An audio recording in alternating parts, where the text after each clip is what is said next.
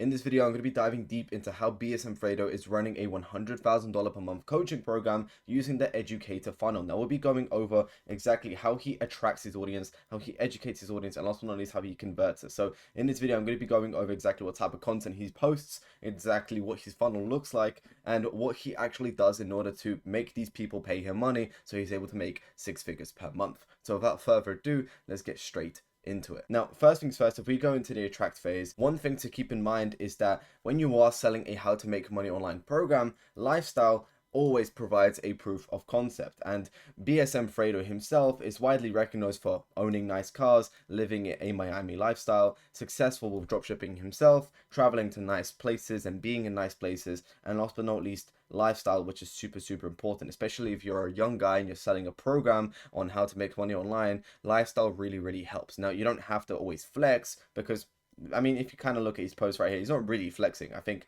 the closest he gets to flexing is kind of like the Maybach here right now, and the private, him sitting in a private jet. But apart from that, it's just kind of nice aesthetic pictures, and even those are aesthetic themselves. Now, his ideal client avatar, which is actually something you should be identifying before you create anything. This is the first thing we do when we start working with our clients, but we identify their current demographics before situation or current situation, and after, or their dream state, their current state and their dream state, right? So their current state of BSM Fredo's ideal client avatar is they're basically working a 9 to 5 or stuck in school. They haven't figured out online business yet. They're surrounded by average friends, afraid of mediocrity. They barely travel, still probably has a boss and no freedom. And last but not least, which is probably hitting the spot there for them, is parents don't believe in them. Now, you're probably asking, why do we even need to identify this? Well, if you know all of this stuff, which I'll get into deeper in the video, you're able to create videos, and in your videos implement these types of latent conditions that are going to resonate with your audience. Because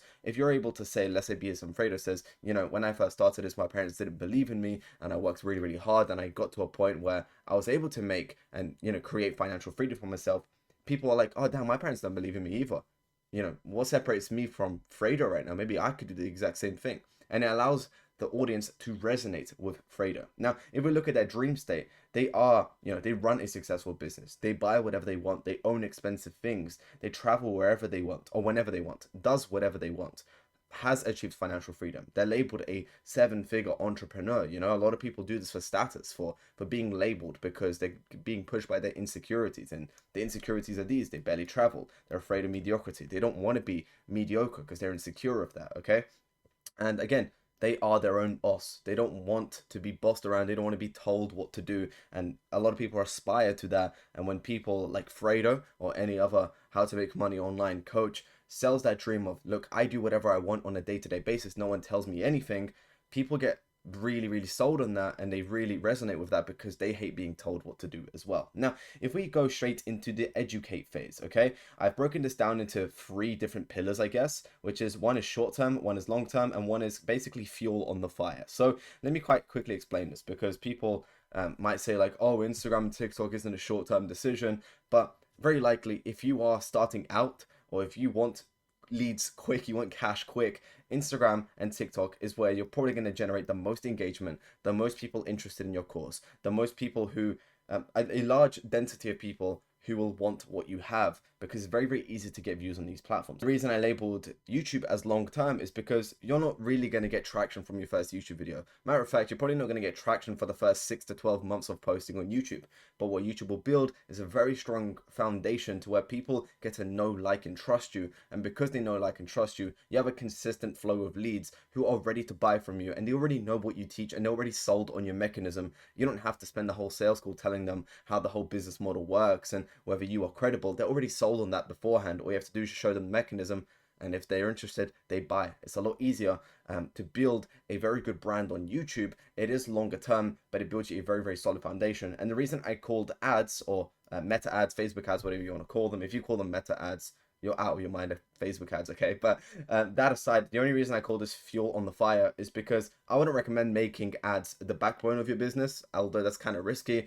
Ad accounts get banned sometimes, and if that is the case and you're making 20k a month, you're going to go back to 5, 3, 2k a month very quickly if your ad account gets banned. So you don't want to make ads the backbone of your coaching business, but it definitely helps adding fuel to the fire, especially if you have a good organic presence. So if we go straight into his Instagram, this is the Instagram profile right here. He has a link in his bio. He's got 3 story highlights, as you see as these posts, which I kind of showed like earlier in this video right here. These are his Instagram posts. But if we look at his story highlights, he's got 3. He's got BSM, Life, and Ecom. Okay, BSM is just showcasing student wins. His coaching program is called BSM, so he's just kind of showing that. Then obviously his lifestyle, because again, lifestyle is a proof of concept. Lifestyle is what people get motivated by, and lifestyle is probably one of the largest emotional drivers of why someone wants success, because they want to look like they're better than everyone else. And last but not least, ecom, which is just extra social proof, kind of him documenting how he actually built it. So him posting stories from like 2023 on when he was building his ecom stores, and him showcasing his own success whilst also showcasing some of his students' success as well. Now, if we look at his Instagram reels, which are fairly similar to his TikTok ones, which I'll get into in just a second, but there are quite a few different types of reels that he posts. So some are edits, which are like somewhere like these. He'll post some skits as well, which is like with bread, so your white homie after you make it, and it's just something for people to watch and, you know, laugh at, I guess. And also not least some vlogs where he just kind of showcases his day in life and things he does, whether that's with some music overlaid on top or him actually voicing over everything. But if we look at his TikTok, this type of content, or the short form content that he posts, is fairly similar, and I've kind of broken it down here, which is one, just kind of a vlog or a day in the life. So DITL is day in the life, and he does this quite a few times. I believe he does it here, I believe he does it here, I believe he does it here, and all he does is basically just say what's been going on. So in this video he was like, which is this video I believe, if I'm not wrong, but he was like, you know, just put my meal prep in the microwave, getting ready to get back to work, might actually just play some Mario Kart right now, look at the view from my apartment. And it's just kind of selling the dream, selling what his life looks like on a day-to-day basis, which allows people to resonate with that. Then also some selfie videos. So this is more, you could say it's almost like building a personal connection, because it's almost like he's speaking directly to the viewer, but he'll reply to some of people's comments, say his own, I guess, views on specific things, you know, even say some funny stuff when it comes to Chipotle or whatever's going on his day-to-day basis.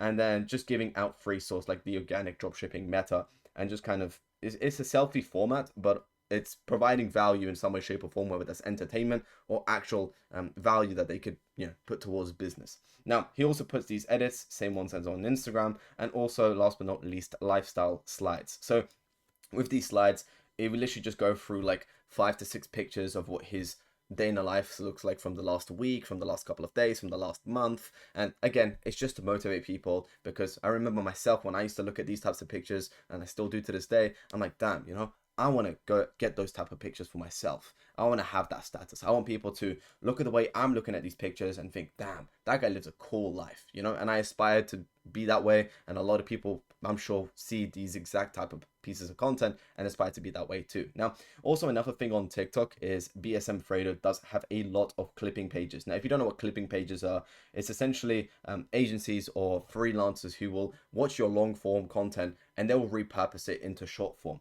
And he has a bunch, so 1, 2, 3, 4, 5, 6, 7, 8, 9, 10, 11 pages, and there's probably more. This is just a screenshot I got. Now, if we get into the more long-term play, which is the YouTube, this is what's going to really set up his business in a very good position, to where if his ads was to just go robust right now, and if both of his social platforms got banned, he would still have this as a very, very, very reliable option. Because the thing is like, this can, you know, go up and down very, very quickly. Your cost per lead can go through the roof and you're not making any more money. Your profit margins really, really slip.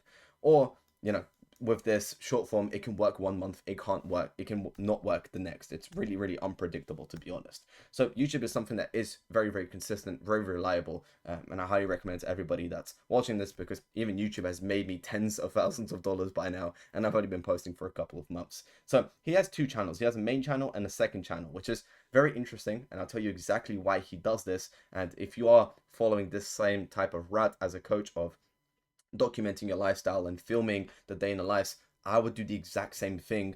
But essentially, he has a main channel where he posts more of top of the funnel content. Now, what is top of the funnel content? It's basically content that is prepped for gathering eyeballs, all right? This just gathers more attention. People get to know him more. And last but not least, the viewer leaves the video feeling more motivated than before watching the video, which is super, super important. But that's what his whole channel is, right? It's just a week in a life in LA after you got rich, $80,000 weekend in Miami, life after the boys got rich. I'm building a 7-figure brand, day in the life, and it's just him vlogging, okay? This is one that actually went viral like a year ago, probably took off his channel as well, but I bought an AMG GLE 63S off dropshipping, okay? And people are like, wow. But all this is just a 16 minutes of him vlogging his life, and people get to know him more, people get to like him, people get to kind of trust him as well. They just don't know exactly what he does. Yeah, they know he does dropshipping, but he hasn't positioned himself as the authority, which is where the second channel comes in. The only reason he doesn't post these types of videos on his main channel is because it's going to mix up the crowd, okay? Some people don't really care about the lifestyle stuff. Some people just care about the technical stuff, the practical stuff when it comes to business. So he's got two separate channels to not mix up the audience. But on the second channel, this is more like middle of the funnel content, okay? This is more educational. This speaks about more about the business model. This provides trust and value to the market. And last but not least, the viewer leaves the video feeling like they've actually learned something. Here, they don't really learn anything. They just get motivated. It's just emotional triggers. Here, it's more like, damn, this guy knows what he's talking about. Maybe, you know, he's selling a program. Like, what this does is it positions him as the authority in the space. It positions himself as like, okay, I have pulled this off of dropshipping. Now I'm going to provide you value with dropshipping. So if you gain value from this and you're actually starting to make money with dropshipping, you might want to invest in getting one-to-one mentorship from me, which is why this works. He's giving all the information away for free, but he's selling the implementation, which is something you always want to note down when you're posting content. You want to give everything away for free, not the ins and outs, not the nitty gritties, but don't want to hold any information back, don't want to gatekeep. But people will pay you for you to sell that implementation, okay? And of course, this YouTube video right here is the new way to start dropshipping. And people are going to watch this 12 minutes of him just giving value, and they'll be like, damn, okay, this guy is an authority, this guy is an expert in the dropshipping space. Maybe I could buy his course and learn from him and fast track my progress. And then last but not least, on the second YouTube channel, he has a couple student interviews, as we see right here. So there is a couple. And these are what you call bottom of the funnel content. This is pieces of content that is aimed to convert, okay? This shows off a lot of social proof. This proves the mechanism works, okay? Because the whole point of these videos is to sell the mechanism. That's the whole point of the unique selling point. You want to sell your mechanism. And the only way for people to know this mechanism works is by actually providing proof that it works. And if you have countless case studies, countless interviews, there's no way someone can deny that your mechanism doesn't work, because people will watch these interviews and they'll be like, they'll really resonate with, let's say, this person's story right here. And they'll be like, wow, you know, I actually want to learn from Fredo myself, because I came from a similar background and I'm sure Fredo can coach me up as well. And also not least, it's aimed for just tipping the prospect over the edge. So this is the type of YouTube videos I'll probably get sent before a sales call. And this will just warm the person up to the fact that, you know, the program that they're about to buy is going to work. And if they're on the edge of like, oh, I don't know, this is going to work for me, these videos kind of tip them over the edge with that. And last but not least, when it comes to adding fuel to the fire type of content, we're speaking about ads, okay? In some very rare cases, I recommend starting with ads, but in most cases, I recommend building an organic presence whilst also running ads. You can run ads and build an organic presence, but your cost per lead is going to go down as you get more recognized organically. And two, you're obviously going to have a much more solid foundation on Instagram, TikTok, or YouTube than you are going to have with ads. Ads is a very good way to start if you have the budget for it, but it isn't necessarily reliable, because all it takes is one ad account to get banned and you are off the grid. And sometimes they get banned for like zero reason whatsoever. But anyways, he posted ads from the 24th of June to the 29th of June. Now it's the 27th of August as I'm filming this video. So the ads were being ran a couple months ago, but essentially he's just running ads where he was just warming people up to what dropshipping is. And I'm guessing the ads weren't performing as well as he wanted them to, because if they were, he would have carried on running them. And we'll get into exactly how he was funneling from these ads, which is probably my speculation on why it wasn't working exactly how he wanted it to. Now, as we get into the convert phase, as you see, we have quite a few landing pages here. So from the YouTube, you have the main channel and the second channel, right? From the main channel, which is mostly the top of the funnel content, the content where he is showcasing his lifestyle and his day-to-day life, it gets basically funneled from this link in his description right here, which is a less warmer audience, into this page right here with a little countdown that says, I'm about to send you a free organic dropshipping mini course. Fill this out before the time runs out to claim access. and all they do is just fill out their email, I think phone number, and I think that's it. And then they get access to this page. They get redirected to this page, which is success. Here's your free training as promised. How I went from working fast food at 18 to making 50K a month at 19 with organic dropshipping. Let me explain the exact steps I took. Now, this right here is a VSL. Now, this whole funnel itself is an opt-in VSL funnel. So you have the opt-in page where people will submit their phone number, they will submit their name, and they will submit their email, okay? And then they will get redirected to a video page or a VSL where the mechanism and the business model will get sold, and the person will get sold on the person. Now, because they have their email and phone number, they can now email them, and they can also call them up and get them booked in on a call directly. So that way there is a one-on-one personalized touch point with the prospect. And then after that, there will probably be an application page, which on this page right here, we have to apply to the actual form, right? You will receive a phone call if your application is approved. And then there is a type form for them to fill out where it will just ask them a couple questions, financially qualify them. And then if they are financially qualified, they get an option to book in a call via Calendly if qualified. If not qualified, I'll get into that in just a second. But that is essentially how it works. And then obviously, there's most probably a confirmation page after that, just saying, hey, look out for your DMs. We are going to call you, or we might text you on WhatsApp or SMS. Just have a look out for those because we will contact you about your application. Now, if we look at the second channel, which has a more nurtured, more warmer audience. So these are the more middle of the funnel and bottom of the funnel content. So these are the ones on the second channel. It basically just redirects straight to a type form. Now, I don't know how I feel about this. I think a type form is just a little bland. I think still a video could help. Just having like maybe just redirect to this exact page right here instead of just a type form. But hey, if it's working for him, it's working for him. In this case, what I would have done, I would have just redirected to this exact page, to be fair. Just maybe remove the success. Here's your free training as promised. But not last but not least, it is basically just asking what their email is, what their number is, what their name is, and then last but not least, how much they are making. And if you are qualified, you get redirected to this page right here, which is, attention, you're going to receive a call from a BSM coach in the next, I don't know why it actually says a countdown right here. I'm guessing they get called up within a minute.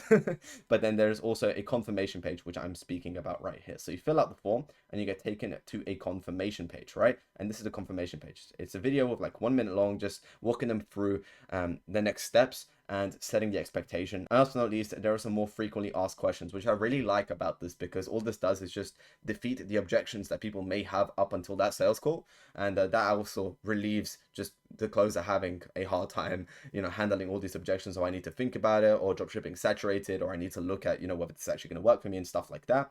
And then after this, there's a crap ton of interviews, just the same as there is on this page and same as there is on this page. Now, if we go to the ads, okay, from the ads, it was getting redirected to a VSL page. So this wasn't redirected to the opt-in page. This was redirected to this page right away. Now, I don't know how I feel about that because when people come from ads, they're not necessarily warm to you or your brand yet. They're more just curious. And when you take them to a page where you don't really collect any of their information, you don't collect their name, email, phone number, nothing like that, and they can just watch a video, the chances that they're actually going to watch this video when they open it up from Instagram, keep in mind, if you open up a link from Instagram, it opens up in the Instagram browser, not your Safari or your Google Chrome, whatever you use. So the chances that someone's going to sit and watch through an 8-minute video on an Instagram browser is very unlikely, which is why I found it kind of strange that he just redirected straight to a VSL page. But the whole point of this, and I reckon this is the reason it didn't really work that well, is because it's not really a warm audience, and doing an opt-in would have made more sense because, even if they didn't watch this video, they could have just been dialed up by Fredo's team, and then that way the team could have made them watch the video and send them the assets that way. But now there's a personal touch point, and these people who have spoken to the dialer or the SDR, whatever you want to call them, right, will be able to, now will feel kind of incentive to watch because they spoke to someone about it, okay?